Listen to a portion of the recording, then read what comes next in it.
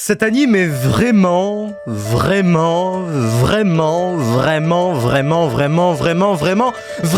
à chier.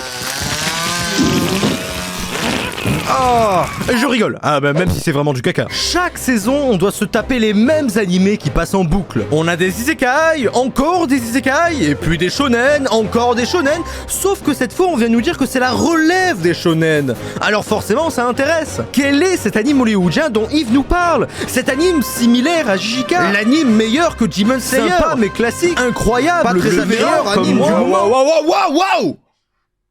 Comment ça, pas très attirant? Les fans d'animé et les animes eux-mêmes m'ont fait attendre n'importe quoi. J'ai baissé mes standards pour atteindre ceux des fans de Shield Hero. Et je pense que je suis beaucoup plus heureux comme ça. Après tout, on a bien accepté ça, alors pourquoi pas ça? Ça aurait dû marquer l'histoire. C'était le moment de devenir Rosa Parks et de dire non. Ça suffit. Mais parfois, l'anime apporte quelque chose en plus, une valeur ajoutée qui te force à attendre la prochaine saison de ton anime préféré parce que ça vaut le coup. Animation, musique originale, générique de fou furieux, c'est tout autant de choses que jamais une planche de manga pourra vous procurer. Parce que simplement, ça bouge pas. Allez, fais quelque chose. L'anime doit ajouter un truc en plus pour être intéressant et nous donner envie de le commencer lui, plutôt que son manga ou son roman. Parce que c'est vrai qu'on a le choix. Est-ce que c'est le cas de l'anime d'aujourd'hui? Je ne sais pas. Mais il faut quelque chose de plus que le simple fait d'être animé avec plusieurs frames qui s'entrechoquent. Et vous allez voir où je veux en venir avec Kaiju numéro 8 parce que... il fait pipi par ses tétons.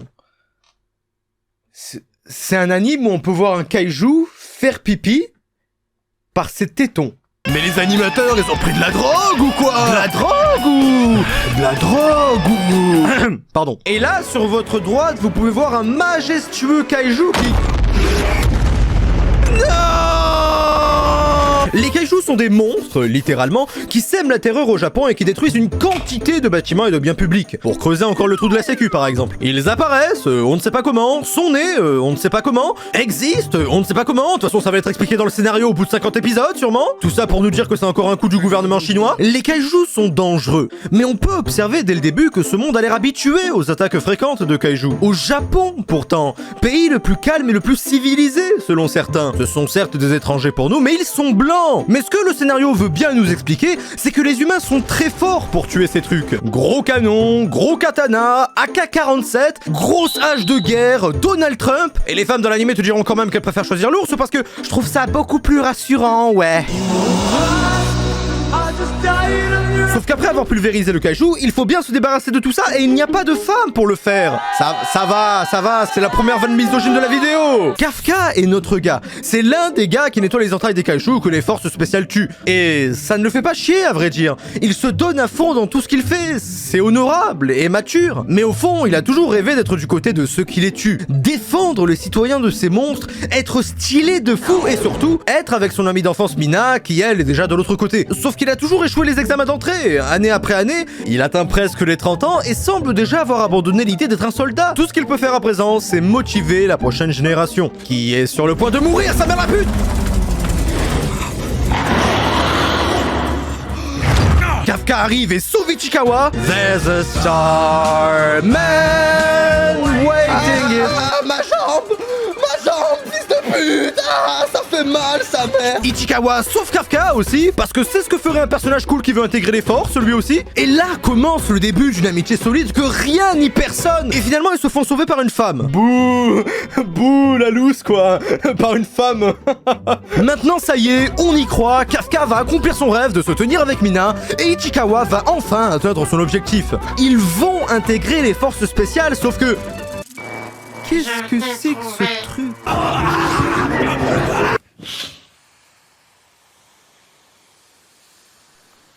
Tada! C'est le plot twist de tout l'animé! Lui qui veut combattre les kaijus finit par en devenir un. Tout comme pour combattre les titans, il faut devenir un titan. Pour combattre les ghouls, il faut devenir une ghoul. Pour combattre les vampires, il faut devenir un vampire. Pour combattre le RN, il faut devenir... Et à partir de ce moment, il n'y a plus beaucoup à dire. Il devient un kaiju, ce qui lui donne force, vitesse de baiser, puissance, qu'il va bien sûr utiliser pour rejoindre les forces avec son ami, secret qu'il doit bien sûr garder, parce que sinon...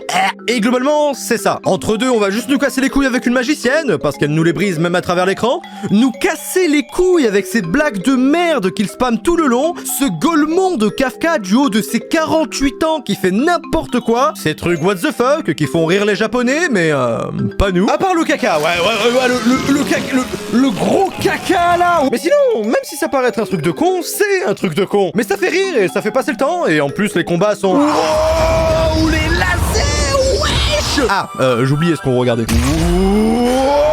Incroyable. Bon, il va s'arrêter de faire le con maintenant. Ça reprend pas mal de codes du Neketsu classique avec un héros qui n'a rien mais qui du jour au lendemain se voit octroyer une force incommensurable, mais avec l'enjeu que la chose qui l'habite le transforme en monstre très puissant qui pourrait lui faire perdre le contrôle. La putain de même chose, mais dans Naruto, t'as ce monde de ninja incroyable, vaste, peuplé et varié avec ses propres techniques, sa propre manipulation de l'énergie. Dans Kaiju numéro 8, t'as...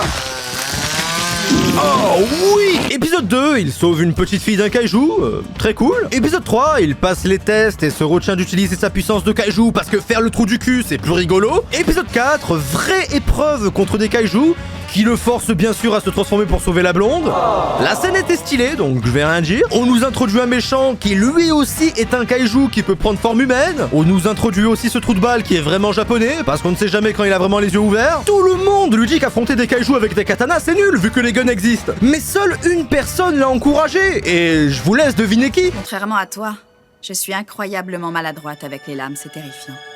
Pour tout te dire, j'évite même les couteaux de cuisine. Non, mensonge, mensonge, coup d'état. Si vous voulez m'entendre dire les mots développement, enjeu, profondeur, ici c'est mort. On aura le droit à quelques flashbacks, mis dans des moments chiants, pas du tout maîtrisés. On aura le droit à quelques conversations, dont on nous remet encore la conversation dans des flashbacks 10 minutes après. Mina, pas de développement, si ce n'est ma mère, on la connaît juste quand elle est gosse. Kafka, c'est le héros de shonen, quoi, con comme ses pieds, mais il est gentil.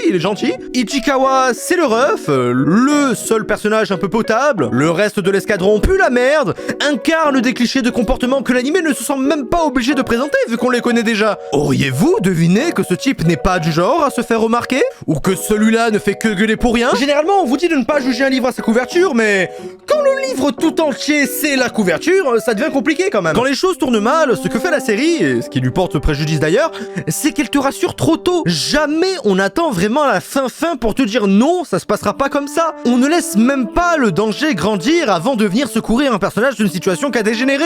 Et quand la série ne fait que ça, bah au bout d'un moment, il y a plus d'enjeu. T'as peur pour rien ni personne et plus rien ne t'étonne. T'arriverais presque à prévoir le moment exact où le personnage va intervenir tellement c'est cliché, ou tellement il est con. Et je trouve ça dommage, même si la série veut garder légitimement son côté marrant et assez goofy, c'est pas une raison pour cracher sur le reste. Tu peux faire rire et faire n'importe quoi tout en étant potable sur ton scénario, suspense, développement. La saison 3 de Konosuba, par exemple, est très bien arrivée à mélanger suspense, développement et des barres de rire incroyables. Ça ne veut rien dire. Kaiju numéro 8, comme beaucoup de séries qui s'étalent trop sur leur thème, quitte à n'en maîtriser aucun, ne réussit ni sa comédie, ni son suspense, ni ses enjeux. L'action est certes au rendez-vous et c'est plutôt kiffant à observer, le déluge de puissance émané d'un gars que l'on méprise tant quand il ne revête pas l'armure, mais ces moments-là ne durent que 5 minutes maximum. Et de l'action sans aucun enjeu, c'est de l'action nulle, même si bien animée. Genre ici, par exemple, le méchant a largement la puissance qu'il faut pour tuer tous ces putains de personnages. Mais bien sûr, on va pas le faire. On va prendre 3 putains de décennies à parler, se regarder, backstory mon cul, et bam, le sauvetage cliché est là. Même au tout début, épisode 1, quand Ichikawa se fait attaquer, si vous regardez bien, le monstre il est là. Il est là, en haut, à attendre.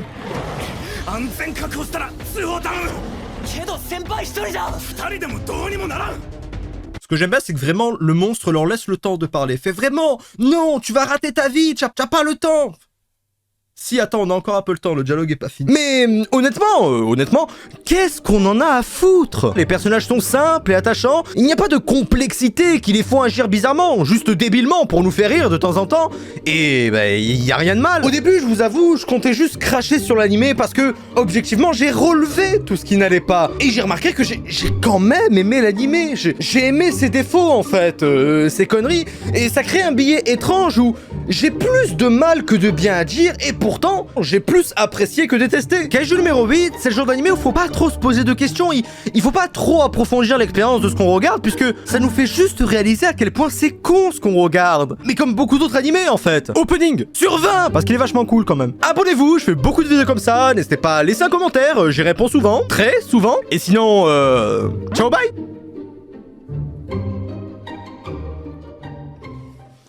Ah, il fait trop chaud, ça m'a la pute.